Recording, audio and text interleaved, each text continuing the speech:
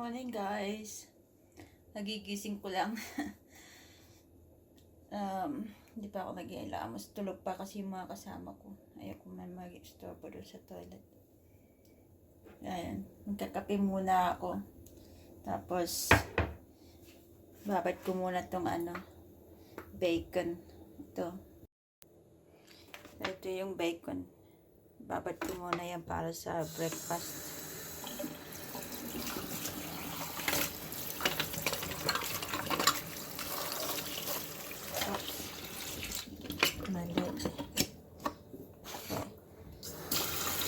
Nadepress ko na yung kagabi, kaya lang may ice pa rin siya, kaya dapat ko muna sa tubig.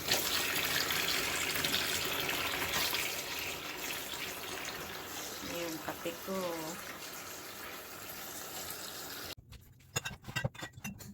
Pasensya na, wala pa akong suklay.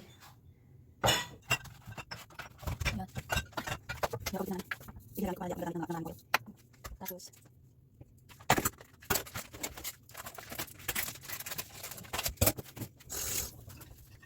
okay, yan natin yung hand natin. Yan.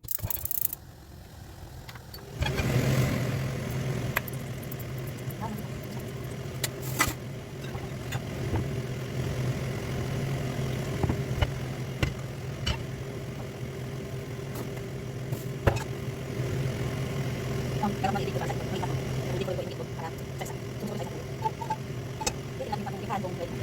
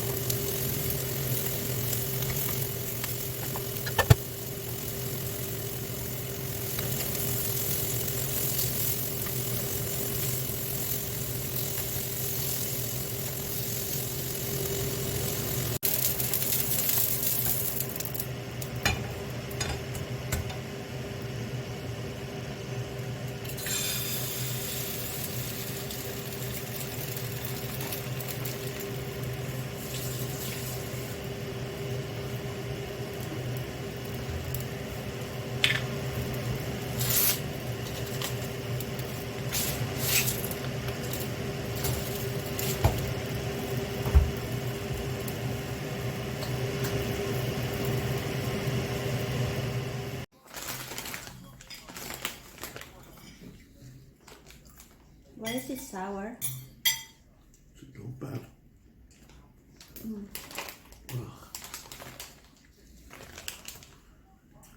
Should I just wash it? No, it's not bad. Can't wash that off. Sorry. I'm not going to buy in partnership again. Is this partnership? Yeah.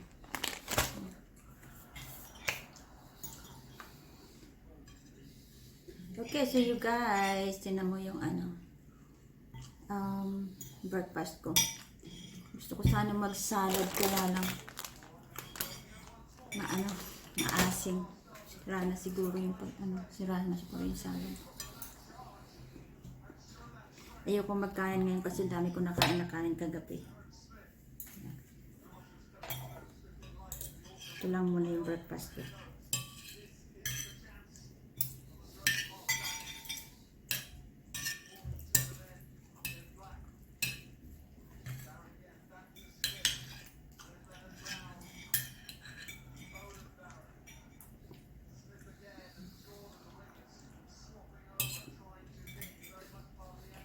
Sarap.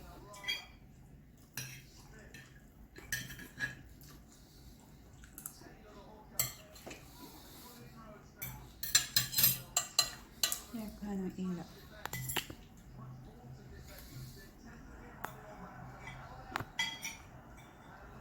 Diba?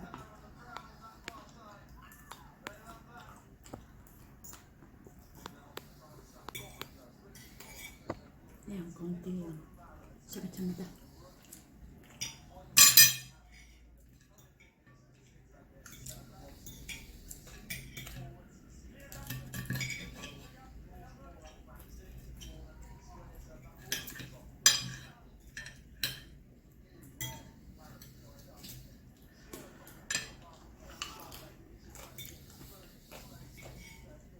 So, alam nyo guys, meron akong personal trainers. Kaya ako lagi nagpupunta sa gym. Yung personal trainers ko twice a week. So, gusto niya, bawat may kakainin ako, is, kailangan ko mag-picture tapos si-send ko sa kanya. Pero hindi ko ginagawa yun. Ayoko sa lahat, binabawalan ako ng kung ano yung kakainin ko.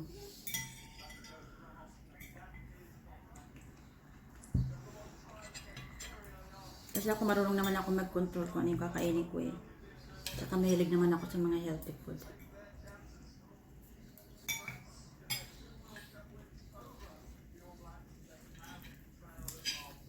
Pero minsan nagsisend ako ng picture sa kanya. Kasi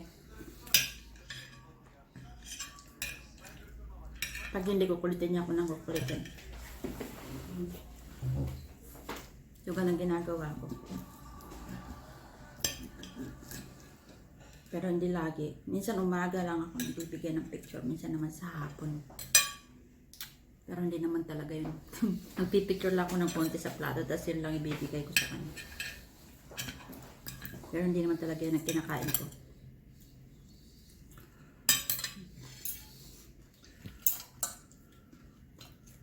Enjoy ko muna yung breakfast ko. Ayan guys. Nakapag-ayos na ako, aalis kami. Punta kami sa Coast Bay. Meron na kaming bibili na mga boxes sa IKEA. Tapos magtitingin na rin ako ng mga pangregalo sa birthday ng dalawa. Ayan. Okay na yung ayos ko. Yung mga tabako dito hindi pa natatanggal. Ayan. Medyo basa pa to kasi nalagyan ko ng tawag dito, napatakan ng foundation. Kaya binasa ako. Pero mawawala rin yan, matutuyo rin yan mamaya. Naglagay ko ng foundation kasi meron akong mga itim-itim dito na lumabas. Pero pinatatanggal ko na yun, pinapa-laser ko. Kailangan pa daw ng 3 session pa daw. Kaya tinakpan ko muna.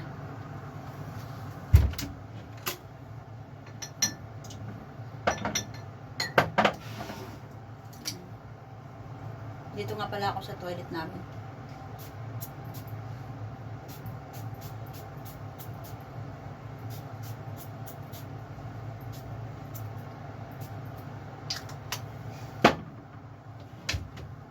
Okay, alis muna kami.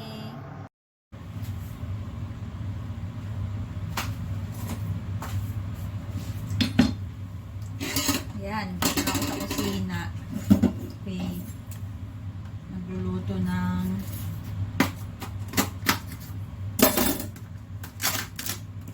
ano ba tawag dito? Mid-wings. Ito yung mid-wings nila dito. So, pinili ko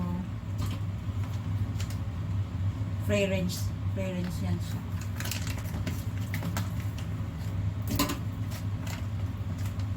Gasan ko lang.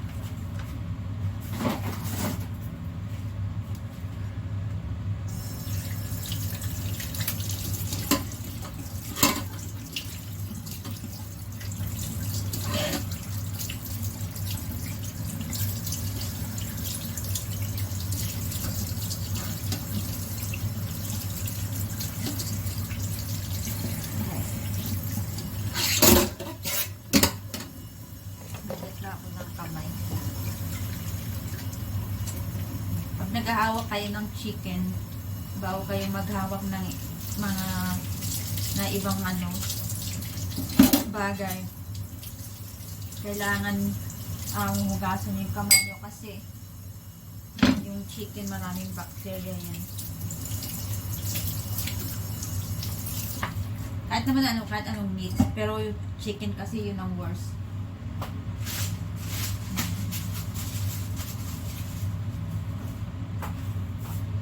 Okay, so habang yung chicken, habang hugasan ko yan. Oops.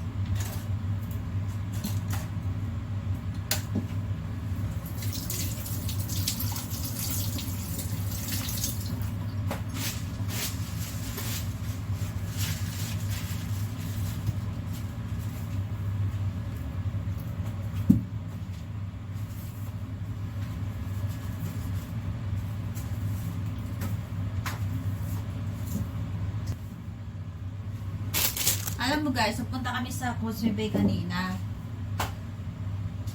Tapos,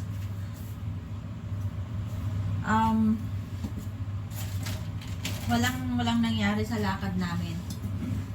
Supposed to be, bibili kami ng supposedly, bibili kami ng tawag dito, box para sa yung mga damit kasi ng asawa ko, yung mga pang winter. Naghalo-halo na, tsaka yung pang summer niya.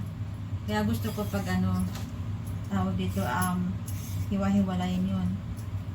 Kasi nga yung cabinet niya, puno na rin. Ika-county lang yung space niya sa cabinet niya. Alam ko ba't walang nangyari kasi naghahanap kami ng yung anak ko kasi lalaki, mag-18 years old na siya. So, naghahanap kami ng alahas na, kwintas, kasi yun ang gusto kong i-regalo sa kanya sa 18th birthday niya.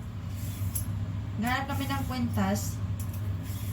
May nahanap kami ng kwintas. Ang problema, gusto namin magpa-customize ng ng pendant. Wala ang nagpo-customize ng pendant doon sa mga jewelry store na pinuntahan namin. Hindi sila nagpo-customize ng pendant. So, sabi ko wag na lang. So, naghanap kami kung saan-saan kami nakarating. Wala talaga sila. Walang talagang nagpo-customize. Kaya ngayon, ang ginawa namin, lang kami online. Napagod lang kami kung saan kami nakarating. Maghanap lahat na yata ng jewelry shop sa Causeway Bay at saka sa Central. Pinuntahan na namin. Wala talaga. Hindi talaga sila tawag dito, nagko-customize ng pendant.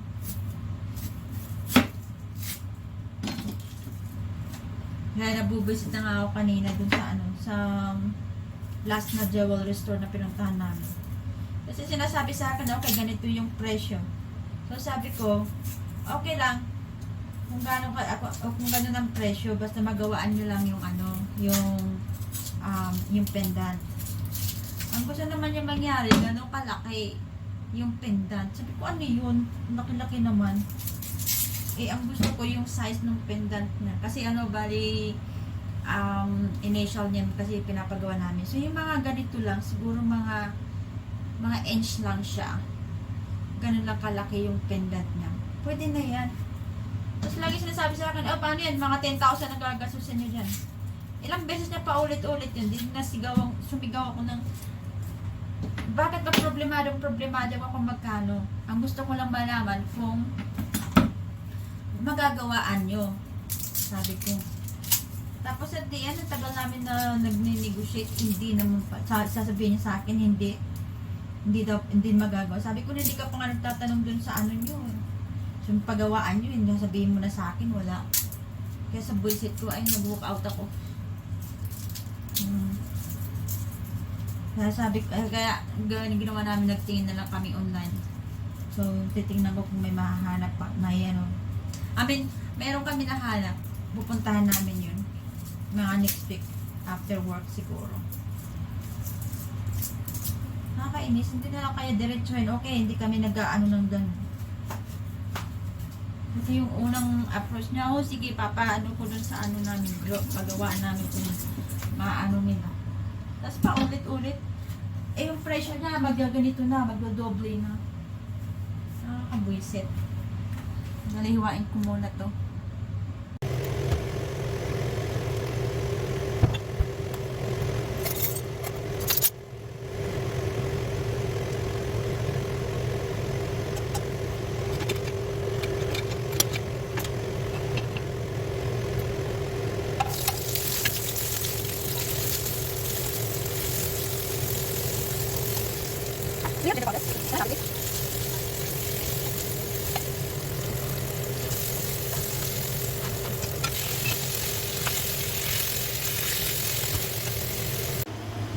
Guys, sorry na nalubat yung cellphone ko kaya kailangan ko yan putulin kanina na wala na kapitay pa ng food.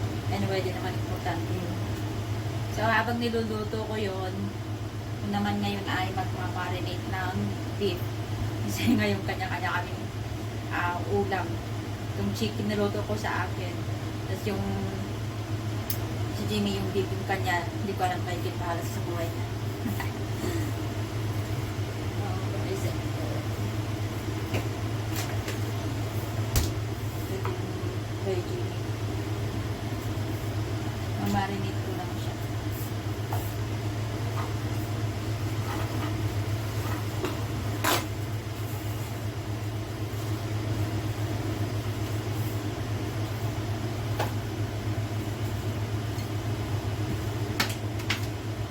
Yan, bakit?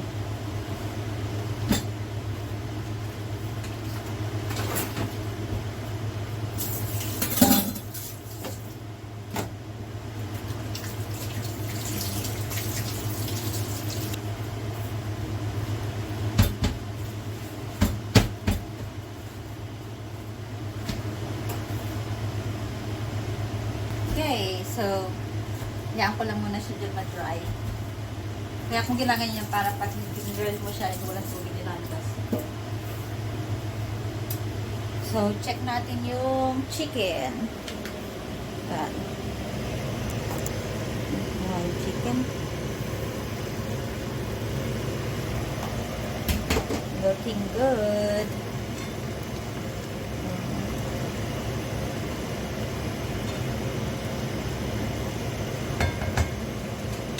Ano natin ng konti. Yan.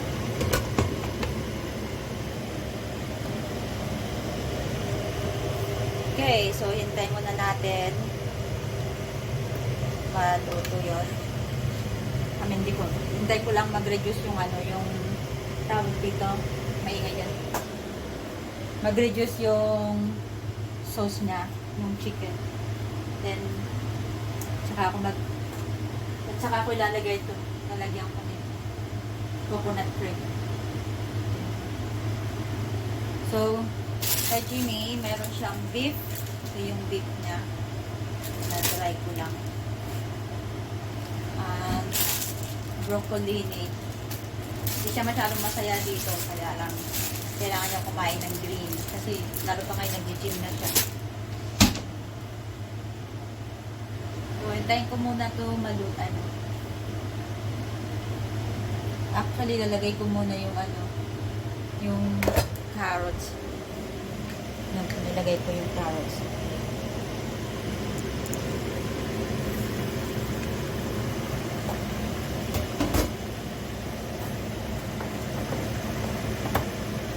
Okay, let's add the carrots.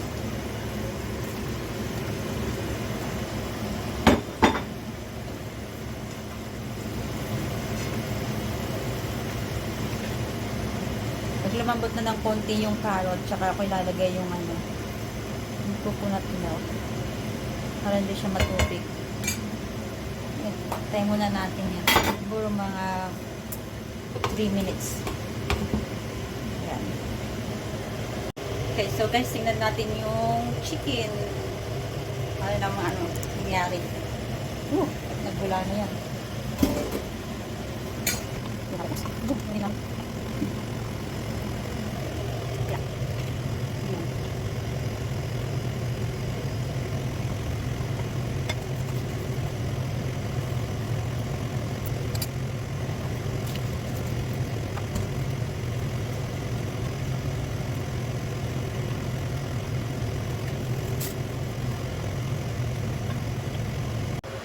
Okay guys, so ngayon tapos na ako magluto doon sa chicken.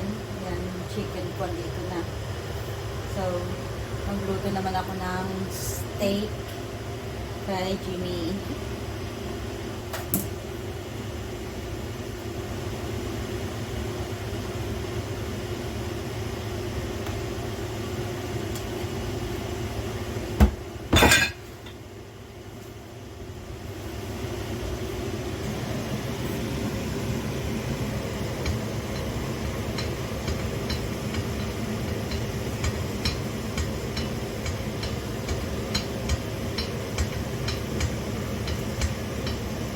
Lagyan lang natin ng oil para hindi dumikit sa Although non-stick naman to, pero gusto ko lalagyan ng oil pa rin. Yan. Nag-try ko muna itong mga hinugasan ko habang naghihintay ako doon sa beef. So, beef. Ang hirap magluto pag kanya-kanya. Ako lang. Dami mong niluluto. Dami mong putahin na lulutuin. Tatatlo lang kami yan. Tapos kanya-kanya rin kami ng ulam. Tingnan natin yung beef. Nato kung ano.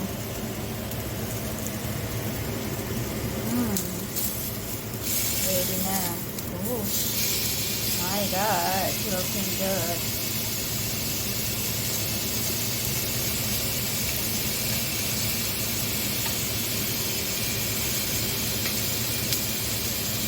Yung broccoli ni madali lang naman ito lutuin. Pwede rin ito i-boiled. Kung gusto ng boiled. Pero ako mas gusto ko i-grill ko lang.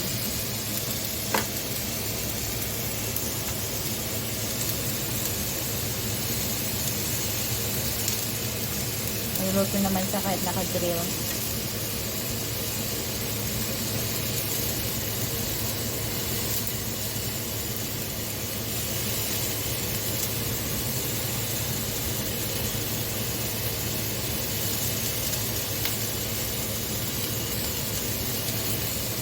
Okay, yan lang muna natin yung naluto.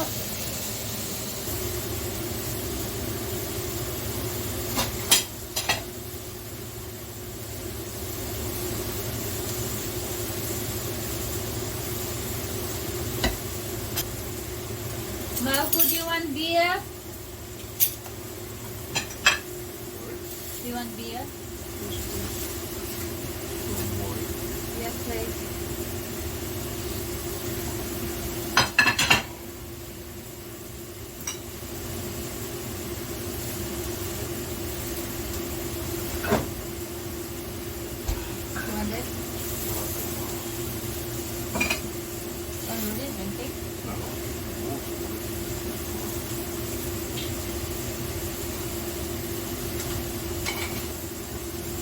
Well, I don't know how to check this if it's ready or not. What does he want? He want it like bloody? That's ready?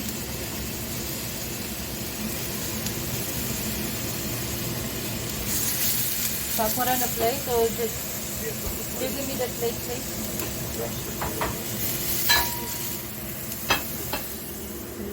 Look at that. Very nice. Ngayon, tutuloy ko lang yung mga vegetable dito.